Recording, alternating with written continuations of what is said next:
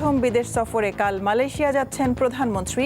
গুরুত্ব পাবে শ্রমবাজারের বিষয়ে। কুয়ালালামপুর থেকে যাবেন বেইজিং। আলোচনায় থাকবে তিস্তা প্রকল্প। তিস্তা তো আলোচনা হবেই বলে আমি ধারণা করি। আমরা তো তুলব সে প্রসঙ্গ। সেছাড়া অন্যান্য নদী ব্যবস্থাপনা বা ওয়াটার ম্যানেজমেন্টের ক্ষেত্র থেকে আরও আলোচনা বিস্তৃত হবে।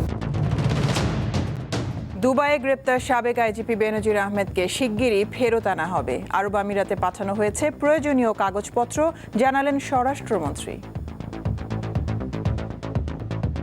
সমস্ত কাগজপত্র, ওয়ারেন্ট, মামলার বিবরণী সহ এখানে অনেক কাগজ দিতে হয়। পররাষ্ট্র মন্ত্রণালয় ডিপ্লোম্যাটিক ব্যাগে করে ইউএই গভর্নমেন্টের কাছে পাঠিয়েছে। টাঙ্গাইলের মধুপুর উপজেলায় পরিত্যক্ত কূপে নেমে বাবা ও ছেলে সহ 4 জনের মৃত্যু। গ্যাস জমে থাকার কারণে এই দুর্ঘটনা, ধারণা পুলিশ ও স্থানীয় প্রশাসনের। বিষক্রিয়ার কারণে এই 4 জন ব্যক্তি মারা গেছে বলে আমরা ধারণা করতেছি। আইনগত ব্যবস্থা প্রক্রিয়াধীন। ঢাকার সাভার ও আশুলিয়ায় অপরাধ বেড়েই চলেছে। মূল কারণ আধিপত্য বিস্তার ও মাদক ব্যবসা। জামিনে বেরিয়ে আসছে অপরাধীরা, স্থানীয়দের উদ্বেগ।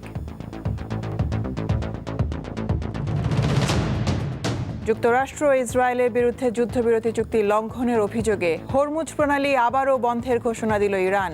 অনিশ্চয়তায় শান্তি আলোচনা।